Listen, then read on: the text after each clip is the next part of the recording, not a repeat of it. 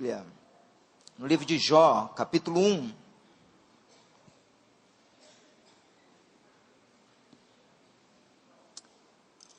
Jó, capítulo 1.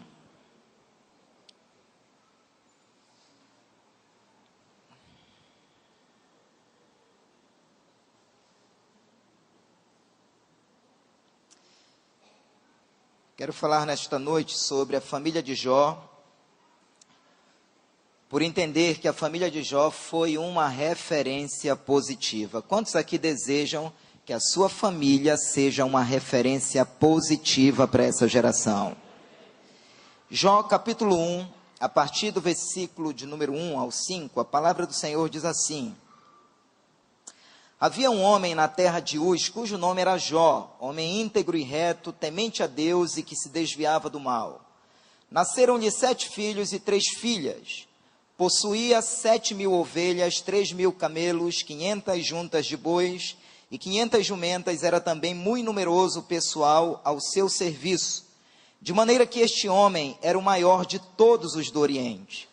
Seus filhos iam às casas uns dos outros e faziam banquete, cada um por sua vez, e mandavam convidar as suas 3 irmãs a comerem e beberem com eles. Decorrido o turno de dias de seus banquetes, chamava Jó a seus filhos e os santificava. Levantava-se de madrugada e oferecia holocaustos, segundo o número de todos eles, pois dizia: talvez tenham pecado os meus filhos e blasfemado contra Deus em seu coração. Assim o fazia Jó continuamente. Amém? Vamos orar. Pai, muito obrigado pelo privilégio e pela oportunidade que temos nesta noite de ouvirmos mais uma vez a palavra do Senhor. Obrigado, Senhor, pela existência do culto da família nesta igreja. Obrigado, Senhor, porque esta família, esta igreja valoriza a família. Obrigado, Senhor, por cada família aqui nesta noite, por cada família que congrega neste lugar. Nós sabemos, Senhor, e eu quero dizer isto nesta oração, que talvez estejamos vivendo os dias mais desafiadores, até mesmo para falar sobre família, porque nós vivemos numa sociedade que deprecia a todo custo esta instituição chamada família, tentando, Senhor, desqualificar essa estrutura que nasceu no coração do Senhor. Somado a tudo isso, Senhor, quantas famílias, até mesmo as que nos ouvem aqui nessa noite, estão enfrentando tantos dilemas, tantas crises, tanta confusão, tantos desafios. Mas a grande verdade, Deus, é que famílias que temem ao nome do Senhor, sabem, convivem diariamente com a convicção de que não existe lugar melhor nesta terra do que o contexto familiar. E nós estamos aqui como famílias que temem ao nome do Senhor. Estamos te pedindo, Pai, que nesta noite o teu Espírito nos renove como família. Que nesta noite seja uma noite de renovo para todos nós. Como igreja do Senhor Jesus, como famílias do Senhor constituídas nesta terra, nós queremos bradar que a nossa casa será uma casa de referência para essa geração. Consolida isso nesta noite, Espírito Santo. Este momento é teu. Este momento é todo teu, Espírito Santo. Eis-nos aqui. E que Jesus seja glorificado neste lugar. Em nome de Jesus, diga amém. Amados, desde ontem, quando o pastor Monteiro, juntamente com o pastor Jefferson e a pastora Renata, me designaram para trazer uma palavra no culto da família desta noite, logo saltou no meu coração esse texto aqui, relacionado com a família de Jó, e eu fiquei então refletindo nesse texto, refletindo e me fazendo a seguinte pergunta: onde estão essas famílias aqui? Onde estão estes modelos de família aqui? Onde estão estas famílias, à semelhança da família de Jó, que tinha uma referência positiva, tanto na relação conjugal, como na relação com os filhos, na administração da casa, dos negócios? E eu fiquei me fazendo esta pergunta.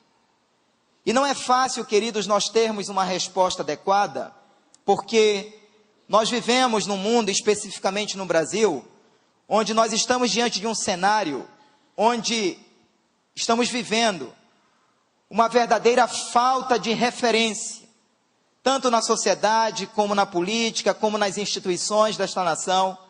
E eu reluto em dizer, mas eu preciso dizer, e muitas vezes até mesmo no meio das famílias que fazem parte da igreja do Senhor Jesus.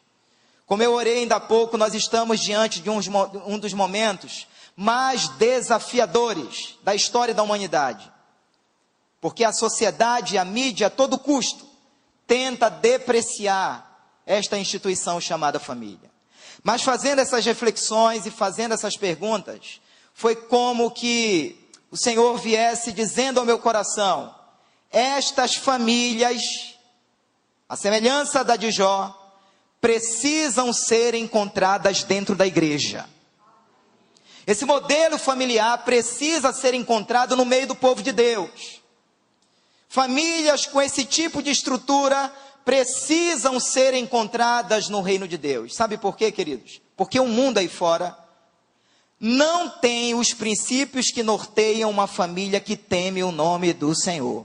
Mas nós temos esses princípios. Nós temos esses valores.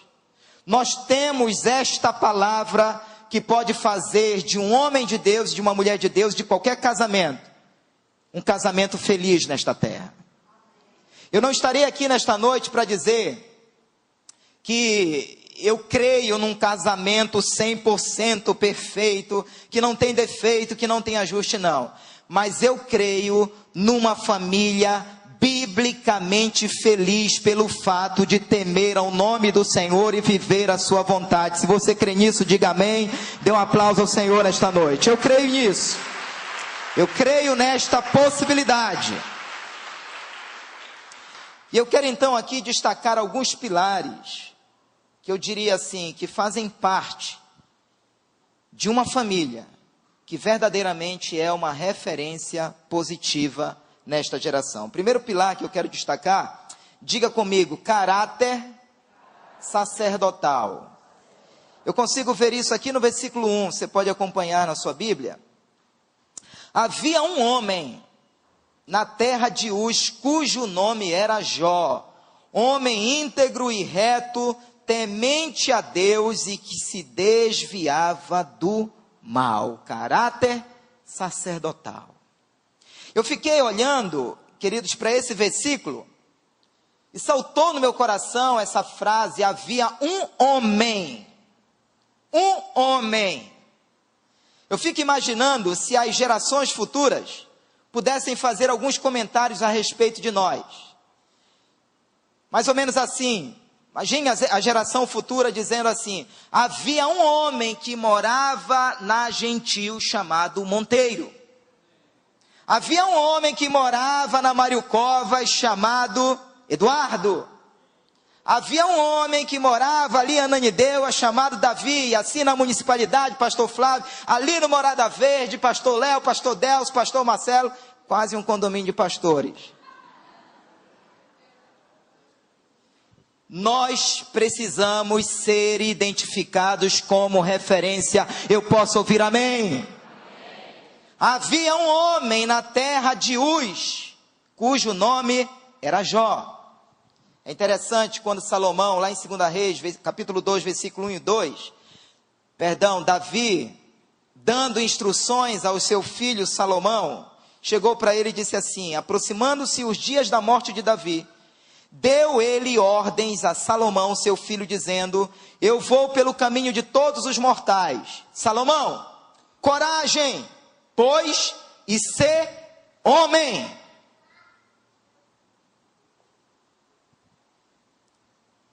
Jó, na condução da sua família, era um homem. Não era um moleque. Não era um bebezão. Não era um meninão. Era um homem. Que sabia da seriedade, que sabia da importância do que é conduzir uma família. Era um homem que tinha responsabilidade. Um homem que conduzia a sua casa com integridade, com retidão, com temor a Deus e com santidade. Irmãos, uma casa, uma família, um casamento sustentado por esses fundamentos aqui, de integridade, de retidão, de temor a Deus e de santidade, pode vir o vendaval que vier, essa família vai se manter forte. Essa família vai se manter de pé. Eu consigo ver isso na família de Jó. A estrutura dessa família começa falando de um homem que tinha um posicionamento diante de Deus. Quantos homens nós temos aqui nesta noite? Faça assim.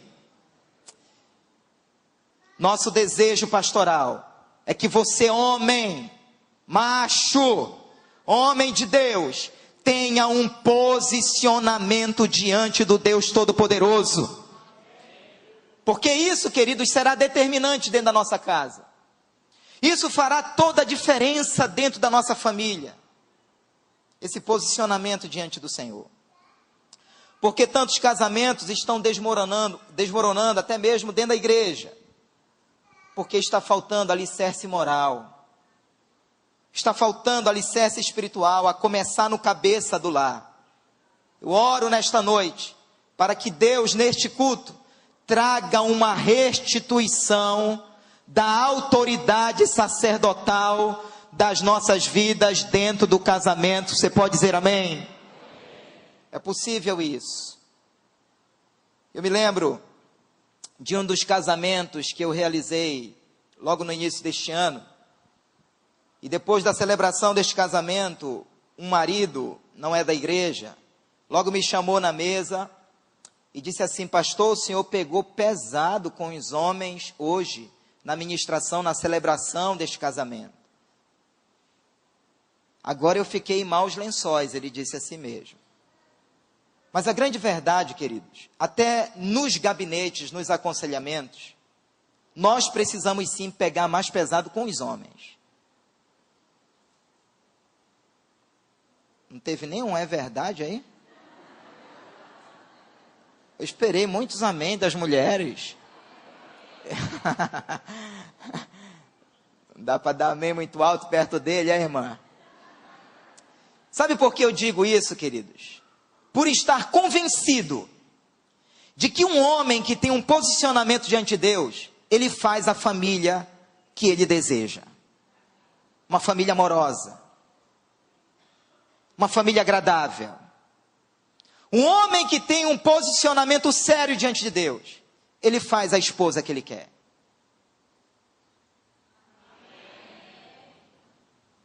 É interessante quando Jesus olha para a igreja e diz que ele está preparando a igreja para si mesmo.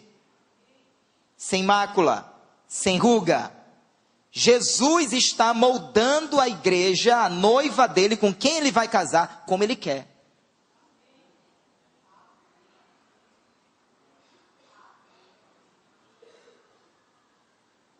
Os homens que congregam nesta igreja são homens que têm posicionamento diante de Deus, amém? Precisamos tomar posse disso. Precisamos tomar posse disso. Até porque, queridos, é de você, marido, que Deus vai cobrar esse papel sacerdotal. Não é da sua esposa. Não é a sua esposa, querido marido, que tem que lhe arrastar para a igreja. Que tem que lhe arrastar para a oração. Que tem que lhe arrastar para as coisas de Deus. É você, marido. É você que tem que ser essa voz profética dentro da sua casa. É você que tem que ser esse chofar de Deus dentro da sua casa. É você, marido, que tem que bradar. Está chegando domingo. Eu e a minha casa serviremos ao Senhor. Alegrei-me quando me disseram: vamos à casa do Senhor. É você, marido. E isso faz uma enorme diferença. Talvez você diga: pastor, o senhor está pegando pesado, pastor. Olha, pastor, está pegando para mim já nessa noite. Eu tenho chance, pastor? Tem. Porque cada culto nesta igreja é um culto de oportunidade. Hoje você tem a oportunidade de retomar as rédeas da sua casa, do seu casamento, do seu relacionamento com os seus filhos.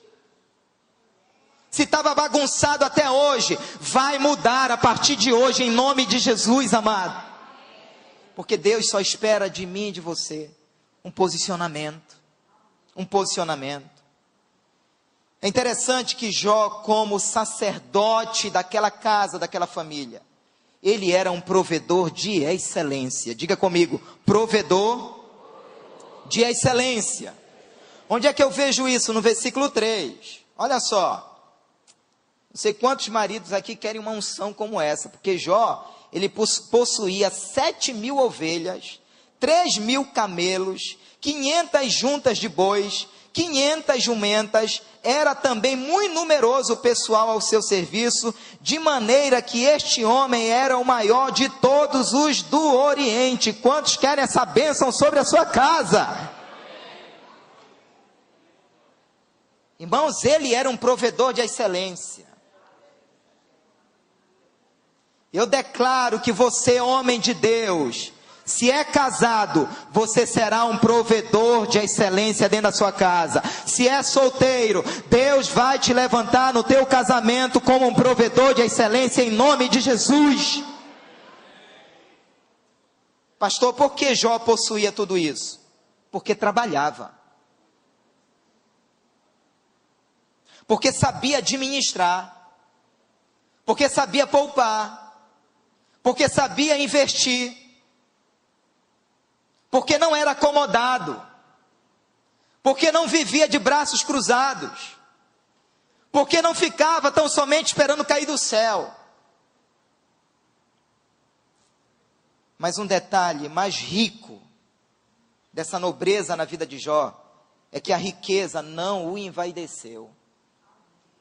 A riqueza não o tirou da presença de Deus.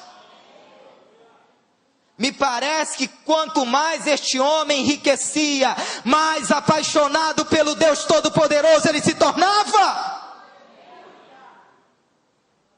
Às vezes eu desconfio que Deus não prospera algumas pessoas, porque se elas melhorarem um pouquinho na vida financeira, elas abandonam até a igreja.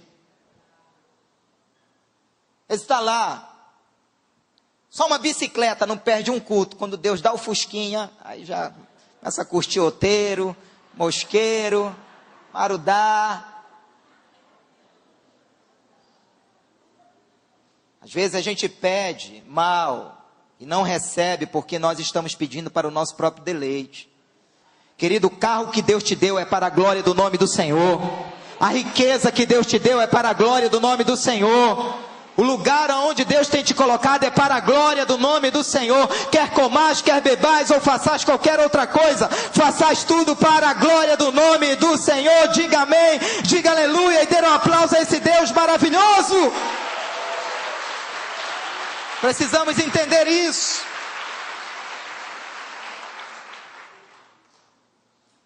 Quem sabe, se com a tua riqueza, Deus não vai te levantar para patrocinar alguns casais aí para o retiro, para ajudar na revitalização do templo. Olha aí, só os ricos dando amém. Somos ricos da graça de Deus, amém?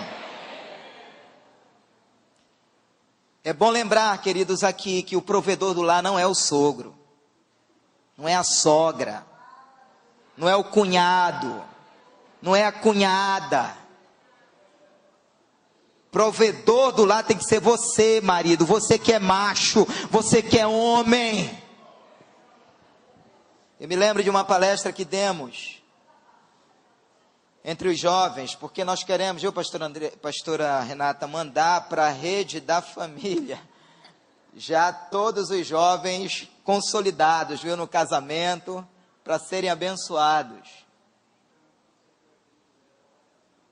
Sim, se é proibido a mulher trabalhar, é claro que não. E nós sabemos de várias mulheres que trabalham e conseguem compatibilizar isso muito bem, para não trazer nenhum prejuízo para a sua casa, para o seu casamento, para a sua vida. É bênção. Mulheres têm alcançado lugares altos também nessa sociedade, amém?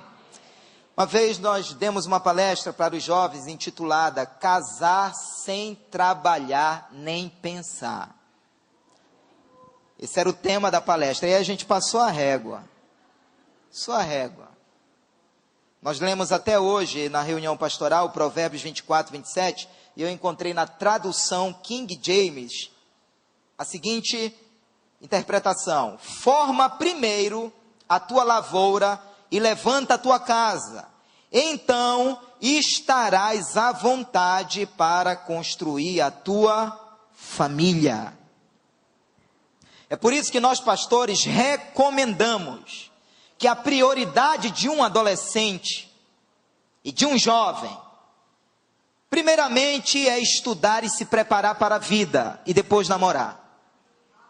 Aqui, alinhado com a palavra de Deus. Prioridade de um adolescente não é namorar, é se preparar para a vida.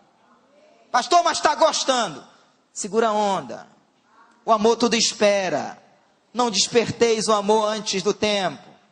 Eu creio que você, solteiro, vai casar antes da volta de Jesus. Então, segura aí, meu irmão, espera. Não te afoba, não te precipita. Não avança o sinal. Vai dar tudo certo. Vai dar tudo certo. Nós vivemos hoje numa sociedade moderna, onde os homens perderam, na sua maioria, o sentido do que era hombridade. A gente acaba vendo a figura feminina, muitas vezes mulheres, assumindo o comando da família. Irmãos, isso está errado. O comando da família está sobre os ombros do homem. Muitos maridos se acomodam por ver a sua esposa fazendo muito bem o seu papel de homem. Está errado. Está errado. Hoje a IBMA tem cursos para todas as áreas. Cursos para a criação de filhos. Esse curso abençoou tanto a minha Andresa, que eu não quis ficar só com 2 filhas. Esse curso é uma bênção. Tem que fazer igual o Jó, né? Pois é. Olha, curso para casais. Curso de noivos. Mulher única, se você ainda não fez esse curso, faça, querido. Isso só vai enriquecer a sua vida como mulher. Hombridade, olha, esse curso eu recomendo também para todos os homens. É uma bênção, é uma bênção. Porque nesse curso hombridade, você vai começar a perceber algumas coisas que são responsabilidades do homem. Muitas vezes até abrir a porta do carro, carregar a sacola do supermercado, meu irmão. Trocar o botijão de gás, meu irmão, isso é papel teu. Trocar a lâmpada, meu irmão, aquela lâmpada está lá 2 meses queimada. Deus não vai mandar anjo, é você, querido. Levar o lixo para fora.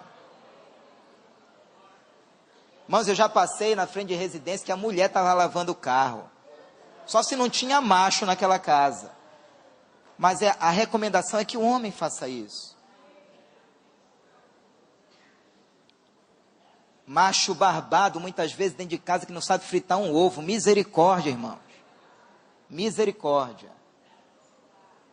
Nós, pastores, queremos preparar adolescentes, jovens e homens para que o casamento seja um casamento abençoado dentro dos princípios da palavra de Deus. O nosso desejo é ver famílias bem consolidadas nesse rebanho. Se você crê nisso, diga amém. Dê um aplauso ao Senhor, queridos. Uma referência.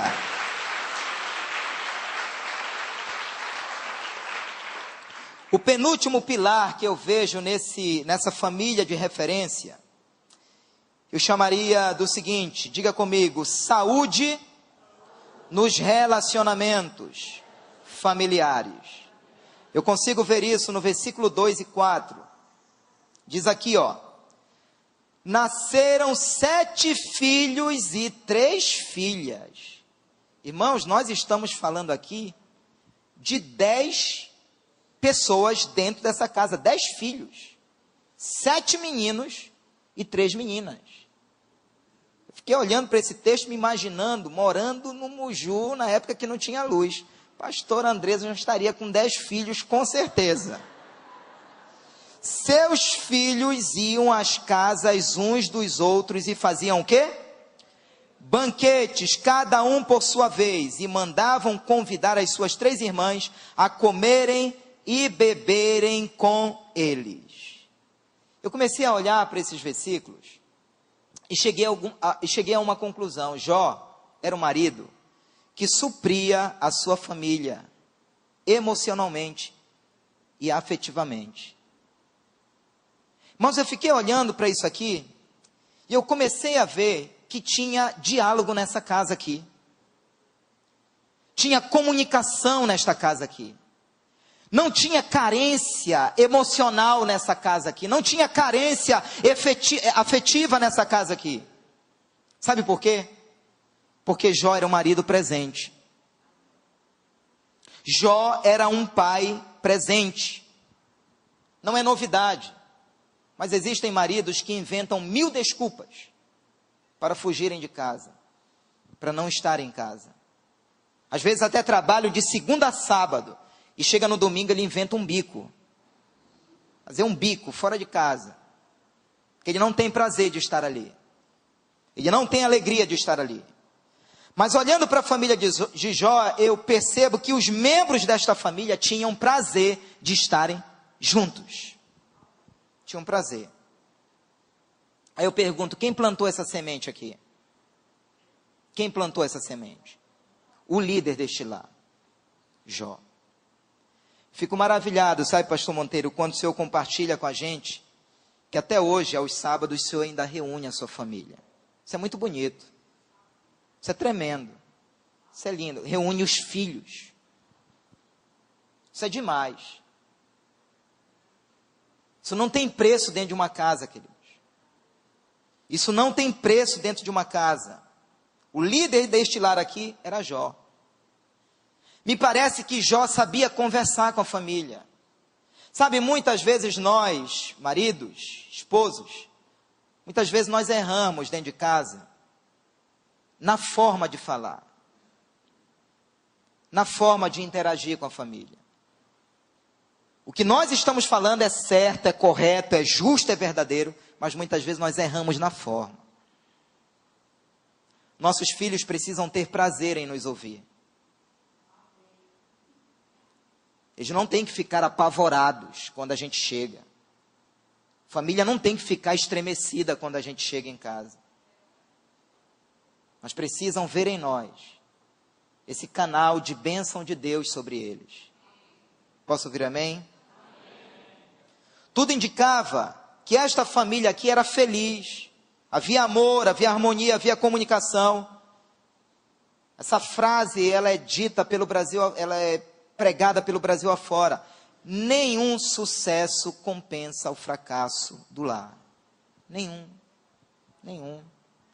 A correria talvez seja um dos maiores inimigos dessa geração. Nós estamos vivendo uma época que parece que ninguém tem tempo para nada, sim ou não? Mas a Bíblia diz que há tempo para todas as coisas, inclusive para congregar. Inclusive para congregar. Porque se tem alguma coisa lá fora que está te tirando da comunhão e da presença de Deus, tem alguma coisa errada, queridos. Há tempo para todas as coisas, inclusive para almoçar junto com a família. Se sacerdotes, se famílias, se casais pudessem ter os seus olhos abertos para ver o valor e a preciosidade do que era uma família, sentando à mesa para comer juntos, queridos, isso é um dos maiores ativos, um dos maiores bens dentro de uma casa, porque sentar junto à mesa é lugar de ministração. Ali você ensina os seus filhos a orarem, a agradecerem pela refeição.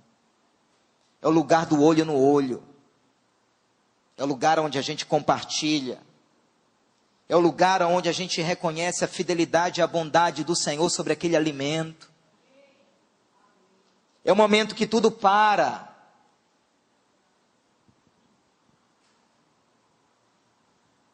Eu me lembro de estar aconselhando um marido que ele saía de casa com os filhos dormindo, por sair tão cedo, e retornava e encontrava os filhos dormindo.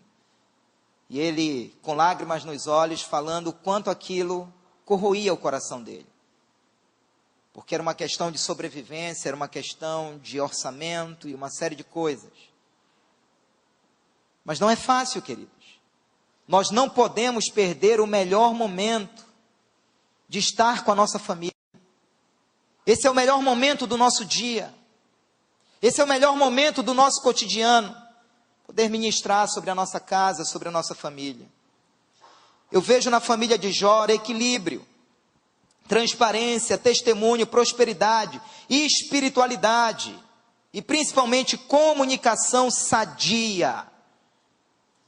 É interessante quando a gente vê principalmente as mulheres falando sobre Provérbios 31. E o que se destaca de Provérbios 31 geralmente é a mulher virtuosa. Então todo mundo prega muito sobre a mulher virtuosa, as características, as habilidades, uma série de coisas. Mas tem algo em Provérbios 31 que eu considero um dos segredos que fez aquela mulher ser quem foi. E está no versículo 28, quando diz assim: seu marido a louva, chamando-a de bem-aventurada. Olha esse detalhe, queridos. Porque eu não acredito que uma mulher possa ser uma mulher virtuosa sem a participação deste marido fazendo o que este marido fazia com ela. Este marido botava esta esposa lá em cima. A elevava. A elogiava. Olhava para ela como bênção de Deus para a sua vida, para a sua casa e para a sua família.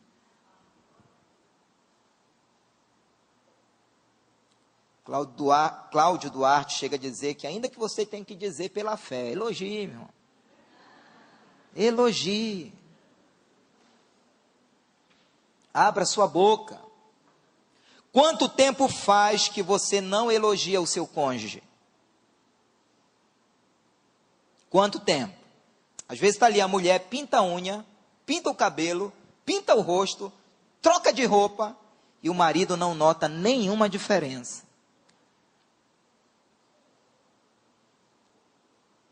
Irmãos, isso faz parte do relacionamento. Isso faz parte do que é casamento.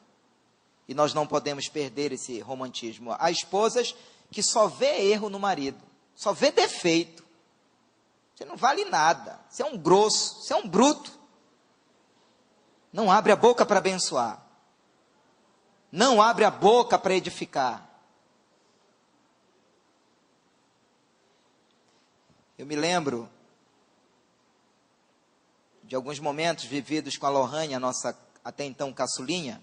Sempre quando eu vou sair de casa, ou vou sair do carro, descer do carro e a Andresa fica em algum lugar, a gente se dá um beijinho. E aí a Lohane fica, se beijem, se beijem, se beijem. E eu que só quero um pezinho para criar um clima, aí beijo de novo. Mas a gente não pode perder isso no casamento. A gente não pode perder isso no relacionamento. Posso ouvir amém? A esposa está aí ao lado? Depois do culto. O versículo 4 diz que seus filhos iam às casas uns dos outros. Irmãos, eu fiquei muito impactado por isso aqui. Os seus filhos iam às casas uns dos outros. A família de Jó nos fala de filhos que foram preparados para a vida. Note que cada filho tinha a sua casa. Diga comigo, cada filho tinha a sua casa. Que coisa maravilhosa isso. Que coisa tremenda. Eles não somente tinham as suas casas, mas eles tinham condições de fazer banquete.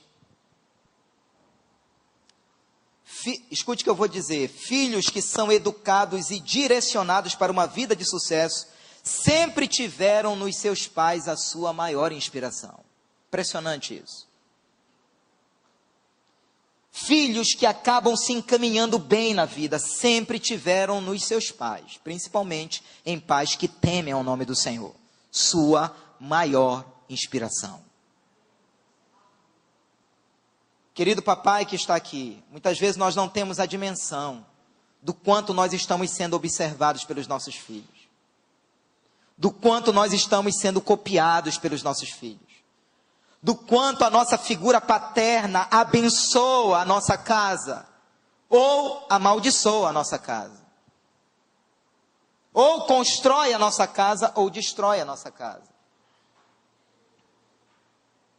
E muitas vezes nós sabemos de jovens, meninas em nosso meio, que não sabem cozinhar, que não sabem costurar uma bainha, que não sabem colocar um botão numa camisa, não sabem preparar uma mesa.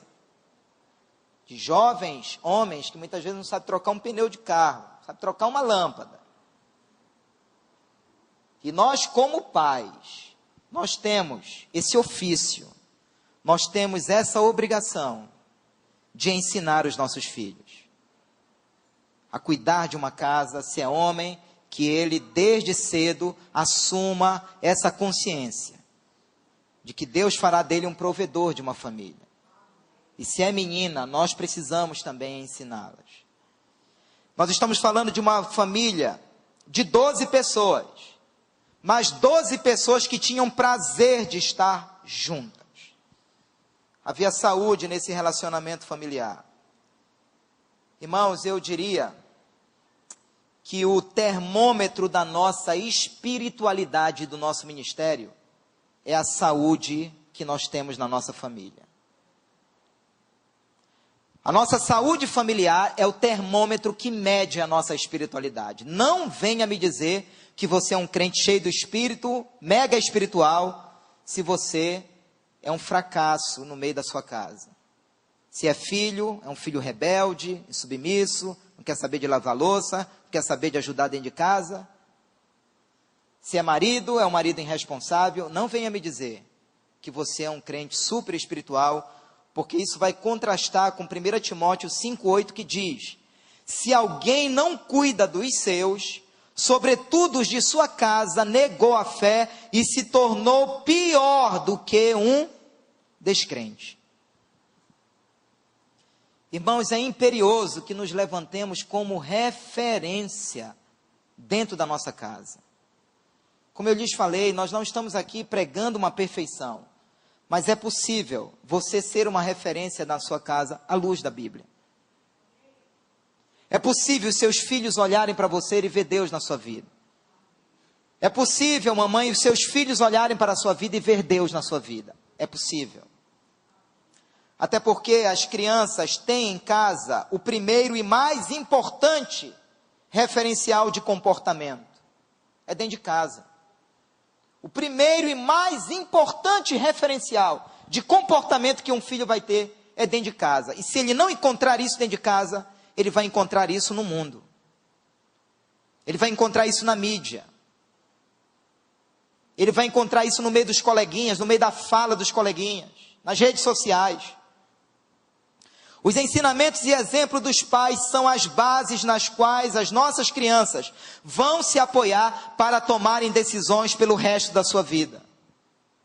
São em cima desses ensinamentos. São em cima desses exemplos que eles estão vendo dentro de casa. Agora escute.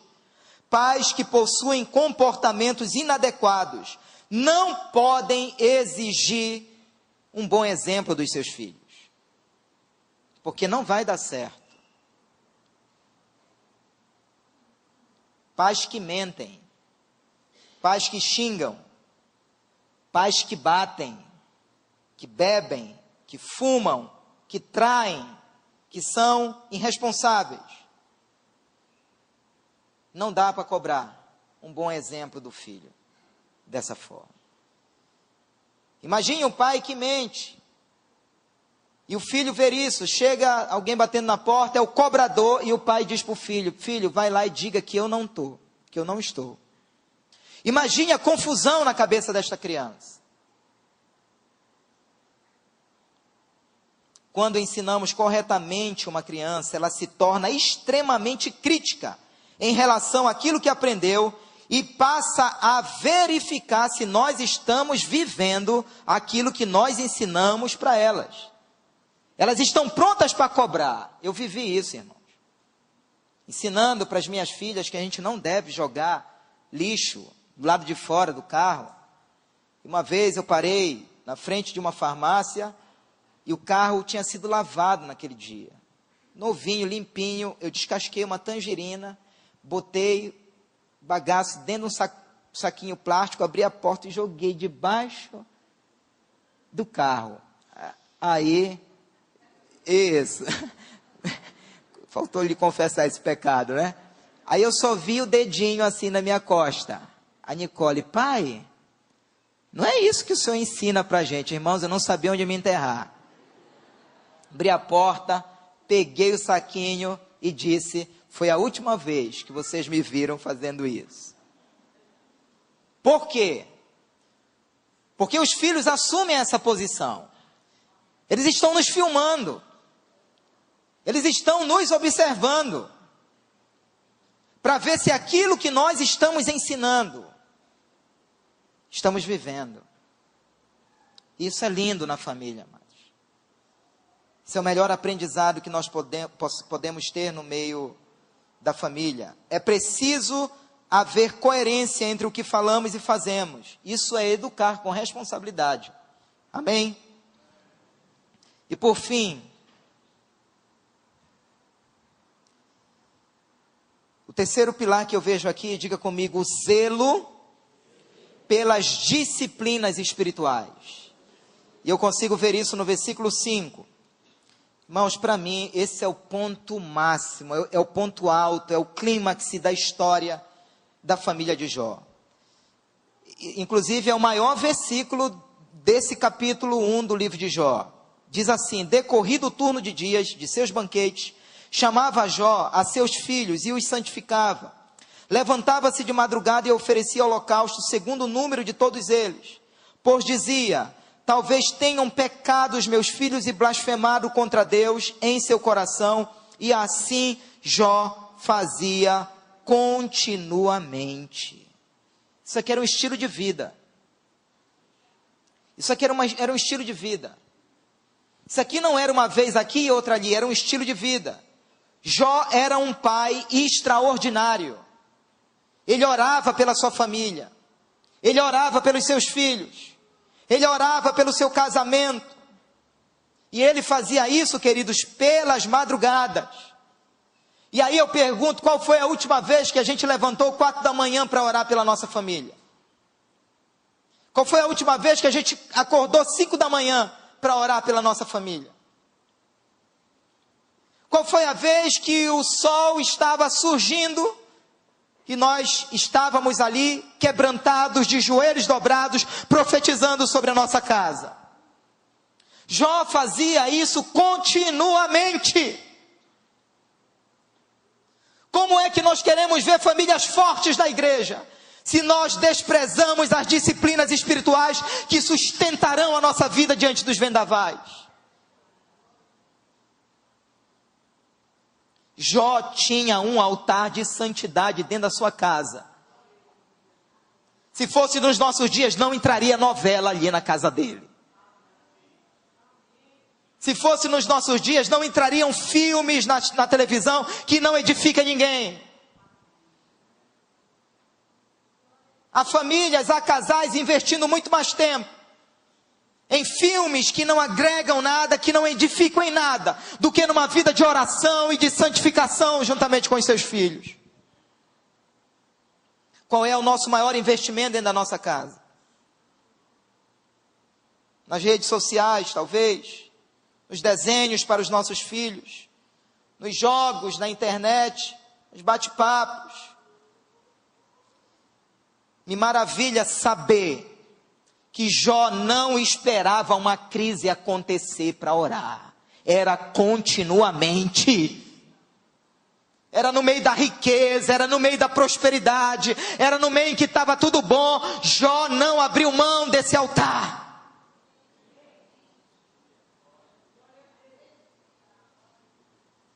Eu quero ser categórico nesta noite em dizer, queridos, Eu assevero que se você restaurar dentro da sua casa esse altar de santidade, de temor ao Senhor, a sua família vai experimentar o sobrenatural de Deus.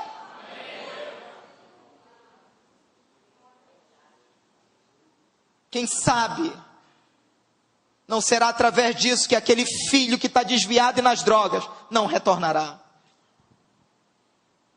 Quem sabe, pastor, mas meu marido não é crente. Mulher de Deus, se levante. Seja uma Débora. Deus não mandou Débora se levantar. Ela mesmo, quando viu aquela guerra, ela disse: eu mesmo me levantarei para ser bênção. Não há desculpa. Não há justificativa. É possível que a nossa casa seja uma família de referência. Quantas vezes, querido e querida, seus filhos lhe viram orando? Não que eles tenham que ver, mas quantas vezes, ao passar pelo corredor, eles ouviram você quebrantado, chorando, soluçando, clamando por eles, clamando pela sua casa. Eu sei que eu estou falando com mães aqui, já consigo visualizar algumas, que os seus filhos não estão na igreja. Eu sei que eu estou falando com pais aqui, que os seus filhos não estão na igreja. Mas nesta noite, queridos, eu creio que Deus trará uma unção de restituição sobre estes princípios da nossa vida. Eu quero com voz profética aqui dizer que você não gerou filhos para ser instrumentos nas mãos do diabo. Você gerou filhos neste mundo para ser instrumentos nas mãos do Deus Todo-Poderoso. Se você crê nisso, diga amém, diga aleluia, dê um forte aplauso a Deus e libere um grito de vitória. Eu creio! Aleluia! Eu creio! Os dias são maus, igreja. E nós não podemos olhar os nossos filhos, os nossos netos, presos pelo mundo e pelo pecado, com normalidade. Não. Não. Nós temos que ser como Davi. Nós vamos arrancar essas ovelhas da boca do leão. Se você não assistiu esse filme ainda, Quarto de Guerra, eu te encorajo a assistir, quem sabe, pastora Renata, numa rede de casais, passar esse filme. Porque cada casal, cada família precisa ter esse quarto de guerra. Precisa. Ore pelo caráter dos seus filhos, pela carreira que eles deverão escolher, pelo casamento deles, pelo ministério deles. Jó acompanhava bem de perto a vida espiritual dos membros da sua casa. Ele queria agradar a Deus em tudo, mesmo não identificando nada, mesmo não tendo pecado nenhum, mas ele confessava isso. Intimidade com Deus é o maior tesouro, é o tesouro mais precioso dentro de um lar. Escute, querido, se a santidade e o relacionamento com Deus não influenciarem a vida dos nossos filhos, nada mais vai influenciar. E isso vai acabar sendo um prato cheio para o mundo e para o inimigo. Nossa casa não será uma referência negativa. Eu posso ouvir amém? Amém. Não haverá na nossa casa altares de rebeldia. Eu posso ouvir amém? Amém. Não haverá na nossa casa altares de prostituição. Eu posso ouvir amém? Amém. Não haverá na nossa casa altares de imoralidade. Eu posso ouvir amém? Amém. Que a semelhança de Josué 24:15 possamos dizer: mas se vos parece mal servir ao Senhor, escolhei hoje a quem servis. Se aos deuses a quem serviram vossos pais, que estavam da além do rio, ou aos deuses dos amorreus, em cuja terra habitais. Porém eu, disse Josué, eu e a minha casa serviremos ao Senhor. Nós precisamos dar esse brado dentro da nossa casa. Nós precisamos dar esse brado dentro da nossa casa. São com essas palavras que eu quero abençoar a sua vida. Na família de Jó, seus 10 filhos morreram. É verdade que muitas coisas morrem dentro da nossa casa. Muitas vezes o diálogo, a comunicação, o respeito, o amor, a devoção, a esperança. Mas o Deus que mudou a sorte de Jó, esse Deus, Ele está aqui nesta noite. Ele é o Deus da restituição. Ele é o Deus que traz de volta aquilo que se perdeu. E hoje eu gostaria de desafiar os homens que estão aqui nesta noite, as mulheres que estão aqui nessa noite, para que sejam verdadeiros guardiões do seu lar. Como fazer isso, pastor? A partir de hoje, você vai tomar um posicionamento de orar pela sua casa, continuamente. Continuamente. Eu quero conhecer esses homens e essas mulheres que nessa noite dirão ao Senhor: Senhor, eu vou assumir esse posicionamento de orar continuamente, diariamente, pela minha casa e pela minha família. Onde estão esses homens e essas mulheres?